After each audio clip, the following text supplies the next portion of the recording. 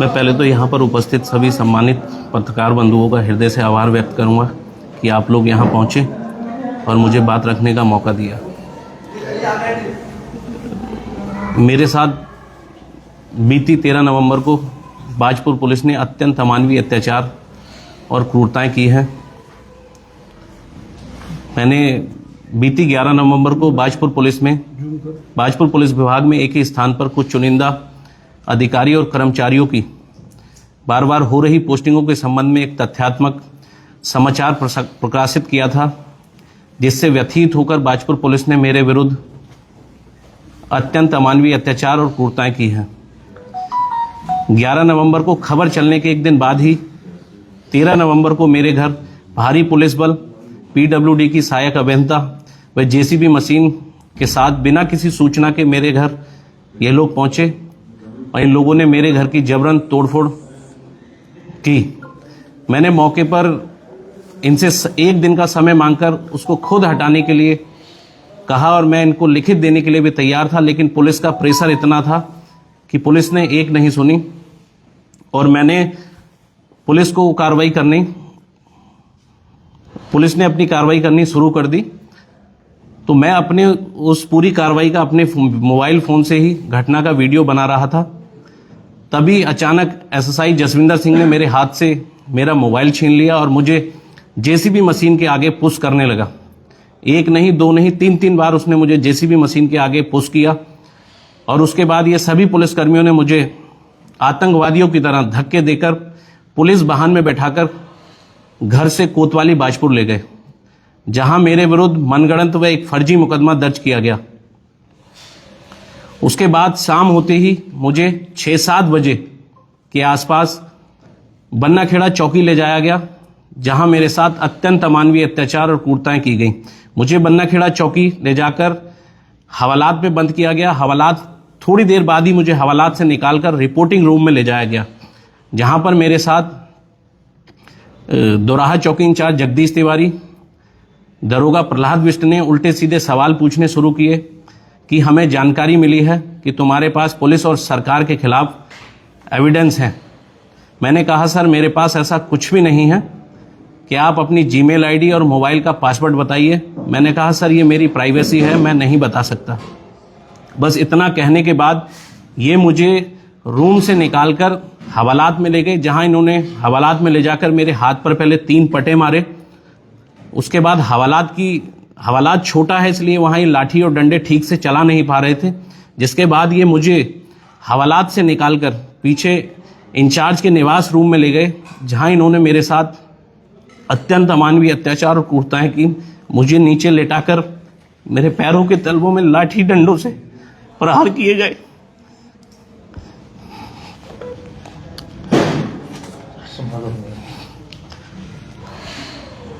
फिर इन्होंने मुझे उल्टा करके मेरे पैरों के तलवों पे एक तरफ से डंडे और दूसरी तरफ से पटे मारे। फिर इन्होंने मेरे ऊपर से मुझे निर्वस्त्र कर दिया। फिर मेरा एक वीडियो भी बनाया गया। फिर ऐसी स्थिति से मैं बहुत ज़्यादा सोचने समझने की क्षमता खत्म हो चुकी थी। मैंने इनसे पानी मांगा तो फिर इन्होंने मुझे चमड़े के जूते में पानी पिलाया, अपमानित करने के लिए। मतलब इन्होंने बहुत बर्बरताएं की और मेरे मोबाइल का जबरन पासवर्ड खुलवाया गया और मेरी जो भी उसका पर्सनल डाटा था उस सब कॉपी कर लिया गया। उसके बाद मेरी चैनल की सभी प्रोफेशनल आईडी डिलीट कर दी गई। फिर ये लोग मुझे इंचार्ज रूम के निवास रूम में लाकर कंबल बिठाकर इन्होंने मुझे नीचे बिठा दिया। मुझे धमकियां दी गई कि अगर मेडिकल में कुछ बताया या कोर्ट में मुंह खोला तो तेरी धाराएं बढ़ा के तेरी जमानत भी नहीं होने देंगे। मुझे जाति सूचक गालियां दी गई। दलित होने की वजह से मुझे चमड़े के जूते में पानी पिलाकर अपमानित किया गया। मात्र मेरा गुनाह इतना था कि मैं एक निष्पक्ष पत्रकार हूं और मैंने तथ्यात्मक रिपोर्ट प्रकाशित की थी, जिसके बाद मैं इस पूरे प्रकरण को लेकर माननीय न्यायालय की शरण में पहुंचा। माननीय न्यायालय ने इस पूरे घटनाक्रम में आईजी कुमाऊं को 3 सप्ताह के अंदर जांच कर कार्रवाई करने के आदेश दिए थे, लेकिन 5 सप्ताह से अधिक हो चुके हैं, अभी तक इस मामले में कोई कार्रवाई नहीं हुई है।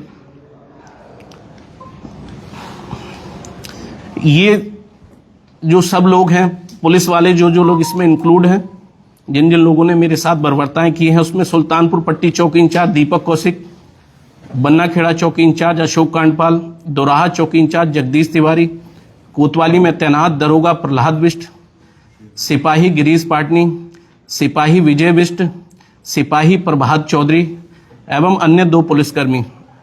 उस घटना स्थल पर इनका एक अधिकारी भी मौजूद था, जिसको मैं देख नहीं पाया, लेकिन ये उसे सभी लोग सर कह रहे थे। वो सिविल ड्रेस में था वहां पर। मैंने जो 2 अन्य पुलिसकर्मी लिखे हुए हैं, उसमें से एक वो भी है।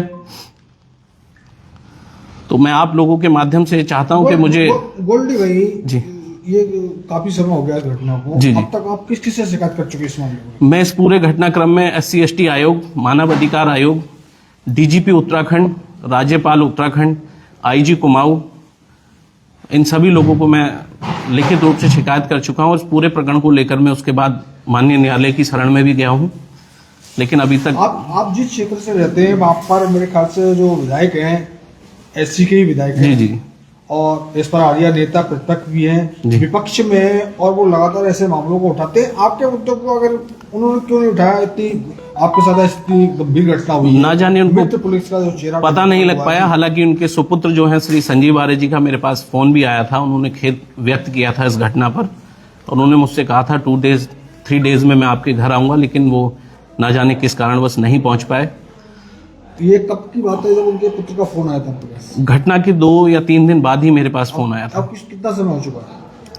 अब सर इस पूरी घटना को 3 महीने से अधिक हो चुके हैं। 3 महीने में जी, इस पर आर्या जी को आप इतनी जगह शिकायत कर चुके हैं, बाकायदा खबरें भी चली हैं। जी, सारी मीडिया को पता है जी, घटना का, लेकिन इस पर आर्या जी को पता नहीं चला। नेता प्रतिपक्ष वो कहते हैं कि हम सरकार बनाएंगे, और जो पिछला जाति है या अनुसूचित जाति है उसके मसीहा बनने की भी कोशिश करते हैं। और एक दलित समाज के पत्रकार के साथ इतनी बड़ी गंभीर घटना हो गई, उन्होंने आज तक आपसे पूछा भी नहीं कि ये घटना कैसे हुई। सर ऐसा नहीं है कि उनको जानकारी नहीं होगी। जब उनके सुपुत्र को इस चीज की जानकारी है तो शायद उनको भी इस चीज की जानकारी होगी।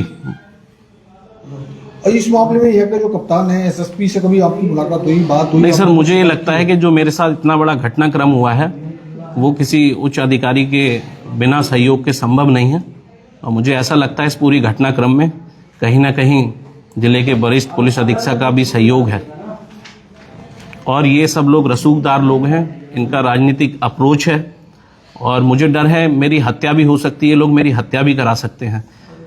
अगर मेरी हत्या होती है तो जिन लोगों के मैंने नाम लिए हैं इस पूरे घटनाक्रम में, मेरी हत्या के वो और जिले के वरिष्ठ पुलिस अधीक्षक जिम्मेदार होंगे। अब इसमें क्या कार्रवाई की मांग करते हैं? मैं चाहता हूं कि इन सभी लोगों पर मुकदमे दर्ज होने चाहिए।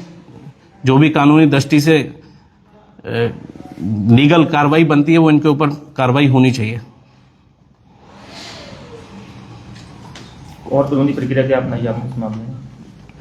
इसके अलावा मैं अब प्रथम बार मैं आज ये प्रेस कर रहा हूं, क्योंकि अभी तक ये मीडिया के सामने मामला नहीं आ पाया था। मुझे माननीय न्यायालय के आदेशों पर पूरा विश्वास था और मैं उसी विश्वास पर टिका हुआ था कि IG कुमाऊं इसमें निष्पक्ष जांच कर उचित कार्रवाई करेंगी। लेकिन 5 सप्ताह से अधिक हो चुके हैं, अभी इस पूरे प्रकरण में कोई कार्रवाई नहीं हुई है। एक चीज इसमें और है कि मेरा फोन आज भी पुलिस के पास है, उसमें मेरी जिंदगी से जुड़ी तमाम व्यक्तिगत चीजें भी थी। और हालांकि मैंने अभी RTI के माध्यम से पुलिस से फोन की जानकारी लेना चाही तो पुलिस ने मुझे ये कहकर ये RTI में जवाब दिया कि हमने फोन गाड़ी में ही मुझे दे दिया था और मैंने अपने परिजनों को दे दिया। ये गैर जिम्मेदाराना जवाब पुलिस की तरफ से मुझे मिला है, जबकि मेरा फोन पुलिस के पास ही है। और पुलिस ने मेरे फोन की सभी प्रोफेशनल IDs जो मेरे 14-15 वर्षों की मेहनत थी, जो मेरी पहचान थी, उसको पूरी तरीके से खत्म कर दिया है। क्या पुलिस पर आप गंभीर आरोप लगा रहे हैं, आगे पीछे भी कोई मसला था या एक रिपोर्ट के आधार पर ही आपके खिलाफ इतनी बड़ी बर्बरता कर दी? नहीं सर, मैं लंबे समय से बेबाकी के साथ शासन प्रशासन की अनियमितताओं को गंभीरता से उठाता आया हूं। इससे पूर्व भी मैंने कई प्रकरण उठाए थे और मुझे ऐसा लगता है मैं आज से नहीं, सत्ता और सिस्टम के पहले से निशाने पर था। लेकिन अब जो मैंने खबर प्रकाशित की थी उससे व्यथित होकर इन लोगों ने मेरे ऊपर ये एक्शन लिया है। एक बेवाक पत्रकार होने की सजा आपको मिली है या दलित समाज से आप आते हैं इस बात का उत्पीड़न? सर ये दोनों ही उत्पीड़न उनके द्वारा मेरे साथ किए गए हैं। एक निष्पक्ष पत्रकार होने की भी मुझे सजा मिली है और एक दलित समाज से आने के रूप में भी मुझे सजा दी गई है।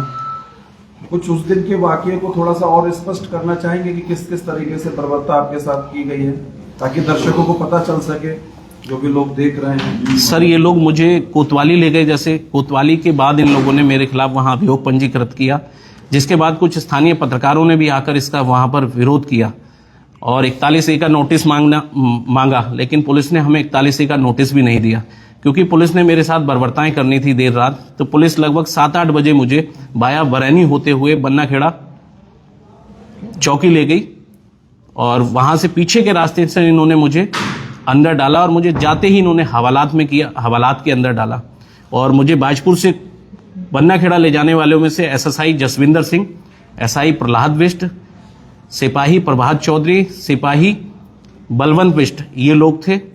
वहां ले जाते इन्होंने हवालात में डालकर मुझे रिपोर्टिंग रूम में ले गए। रिपोर्टिंग रूम में इन्होंने मेरे साथ उल्टे सीधे सवालात किए कि हमें जानकारी मिली है आपके खिलाफ, आपके पास सरकार और पुलिस के खिलाफ एविडेंस है। तो मैंने इनसे मना किया, सर मेरे पास ऐसा कुछ भी नहीं है।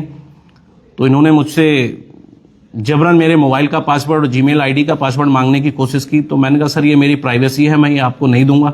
फिर ये लोग मुझे हवालात में ले गए। हवालात में इन्होंने मेरे हाथ पर 2-3 पटे मारे। उसके बाद ये मुझे पीछे चौकी इंचार्ज के निवास रूम में ले गए, जहां पर सुल्तानपुर पट्टी चौकी इंचार्ज दीपक कौशिक, बन्ना खेड़ा चौकी इंचार्ज अशोक कांडपाल, दोराहा चौकी इंचार्ज जगदीश तिवारी, कोतवाली में तैनात दरोगा प्रहलाद बिष्ट, सिपाही विजय बिष्ट, सिपाही प्रभात चौधरी, सिपाही गिरीश पाटनी ने मेरे साथ ये सब अत्यंत अमानवीय अत्याचार किए। मुझे ले जाके वहां नीचे लिटाकर मेरे पैरों के तलवों में लाठी डंडों से प्रहार किए। फिर इन लोगों ने मुझे उल्टा करके मेरे दोनों पैरों को पकड़ लिया, एक तरफ से पटे और दूसरी तरफ से डंडे मारे गए और पटे और डंडे मारे गए मेरे पैरों के तलवे में। फिर इन लोगों ने मेरे ऊपर के वस्त्र उतारे, वस्त्र उतारकर मेरा एक वीडियो भी बनाया और मौके से वो वीडियो किसी को भेजा भी गया, लेकिन मुझे ये नहीं पता कि वो वीडियो इन लोगों ने किसे भेजा। मौके से वो वीडियो उन्होंने किसी को भेजा भी है। उसके बाद इन लोगों ने, मैंने जब पानी मांगा तो उन्होंने जबरन मुझे चमड़े के जूते में पानी पिलाकर अपमानित किया और जाति सूचक गालियां दी कि साले चमार, अगर अब तूने पुलिस के खिलाफ कोई खबर चलाई तो तेरा इससे भी ज्यादा बुरा हाल करेंगे। तो जो भी ये कृत्य कर सकते थे मेरे साथ, इन्होंने सारे। ये पूरी बर्बरता के समय क्या कुछ कह रहे थे कि क्या इसमें सरकार, प्रशासन या कोई नेता भी इन्वॉल्व है, इस तरह की कुछ भी संभावना आपको नजर आई? नहीं, जब ये कोतवाली मुझे लेकर आए थे तब मैंने SSI जसविंदर को ये कहा था कि भाई साहब आप ये ठीक नहीं कर रहे हो। तो उन्होंने मुझसे कहा कि भाई ऊपर से प्रेशर है, हम इसमें कुछ नहीं कर सकते। अब ना जाने ऊपर से किसका प्रेशर था, किसके प्रेशर में आके ये लोग ऐसा काम कर रहे थे। आपको क्या लगता है किसका प्रेशर होगा? प्रशासनिक प्रेशर है या सरकार का प्रेशर है? बस सरकार का तो मैं नहीं कह सकता, कहीं ना कहीं प्रशासनिक प्रेशर हो सकता है, लेकिन मैं श्योर नहीं हूं कि आखिर वो प्रेशर वाला व्यक्ति कौन है जिसने इनको प्रेशर किया या जिसके मार्गदर्शन में इन लोगों ने ये मेरे ऊपर कार्रवाई की है। अब आगे आप क्या डिमांड करना चाह रहे हैं? आगे मैं ये डिमांड करना चाहता हूं कि इन सभी लोगों के खिलाफ मुकदमे पंजीकृत होने चाहिए और जो भी वैधानिक कार्रवाई है वो होनी चाहिए इनके खिलाफ। इस पूरी घटना से आपके परिवार पर किस तरह का असर पड़ा? सर मेरा परिवार तो बहुत बुरी तरीके से, जब ये लोग मुझे कोतवाली से रात को इन लोगों ने गायब कर दिया तो मेरी माता जो बुजुर्ग अवस्था में है वो सारी चौकियों के चक्कर काट कर कभी इधर से भगाना, कभी उस चौकी भेजना, कभी उस चौकी भेजना, वो सारी रात सोई नहीं। उनका स्वास्थ्य भी रात को खराब हो गया था। और दूसरे दिन जब मुझे पुलिस ने कोर्ट में प्रेजेंट किया है तो कोर्ट में भी मुझे अतीक अहमद अंसारी की तरह प्रेजेंट किया था, जैसे मैं कितना बड़ा हिस्ट्री सीटर और क्रिमिनल व्यक्ति हूं। जबकि वहां काशीपुर कोर्ट में लॉयर भी कह रहे थे कि आज कोर्ट में इतनी फोर्स क्यों है, यहाँ इतनी पुलिस क्यों है। मतलब हर तरीके से मुझे आर्थिक, मानसिक, व्यावसायिक और शारीरिक रूप से चोट पहुंचाई गई ताकि मैं इनके खिलाफ खड़ा ना हो सकूं। आपके साथ जिस तरह से ये बर्बरता हुई है उसको लेकर के आपने कुछ सामाजिक संगठन, राजनीतिक संगठनों से बातचीत की? नहीं, अभी तक तो मुझे ऐसी मैंने किसी से बातचीत नहीं की थी। मैं माननीय न्यायालय की शरण में पहुंचा था और मुझे पूरा विश्वास था कि न्यायालय के आदेशानुसार कार्रवाई होगी, लेकिन IG कुमाऊं को 5 सप्ताह से अधिक हो चुके हैं, अभी तक इस पूरे प्रकरण में कोई भी कार्रवाई नहीं हुई है। आप जिस तरह से अनुसूचित समाज से आते हैं, तो अनुसूचित समाज के बहुत सारे संगठन हैं, उन संगठनों का क्या रूप है? मेरा संगठनों से भी अब निवेदन है कि मुझे न्याय दिलाने में मेरा सहयोग करें, मेरी इस आवाज़ को बुलंद करें। मेरे साथ एक दलित होने के नाते बेहद अत्याचार और क्रूरताएं की गई हैं। आपने कहा कि ST/SC आयोग या मानवाधिकार आयोग या सरकार के अधिकारियों तक भी आपने पूरी बात पहुंचाई है, उधर से कोई कार्रवाई हुई किसी जी, आयोग की ओर से? SC/ST आयोग ने एक पत्र जारी किया था इनको पूर्व में, तो उसका SC/ST आयोग को इन्होंने कोई जवाब नहीं दिया था। हालांकि उधम सिंह नगर SSP को उन्होंने नोटिस जारी किया था। उसके बाद एक और नोटिस जारी हुआ है, लेकिन उसके बाद भी कोई कार्रवाई अभी पुलिस के द्वारा नहीं की गई है। आपने प्रेस नोट में लिखा है कि आप माननीय प्रधानमंत्री जी और माननीय जी, मैं मुख्यमंत्री के साथ साथ जनता से अपील करते जी, हैं मैं प्रदेश के कि आपके मुख्यमंत्री बातों और देश के प्रधानमंत्री से हाथ जोड़ के विनती करता हूं कि मुझे न्याय दिलाया जाए, और मैं देश और प्रदेश के सभी जनप्रतिनिधि और सभी ST/ST और OBC संस्थाओं से भी ये निवेदन करता हूं कि मेरे इस मुद्दे को उठाया जाए और मुझे न्याय दिलाने में मेरी मदद करें।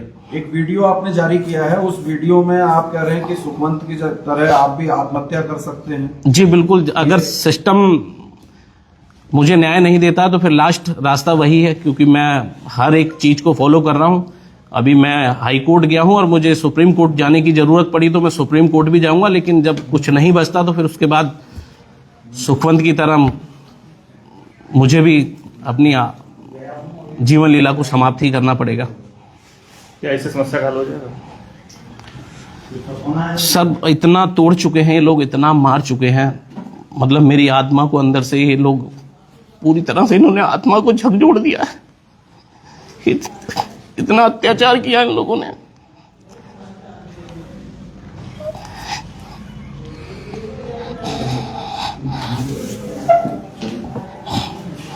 कुछ और कहना चाहेंगे आप क्या?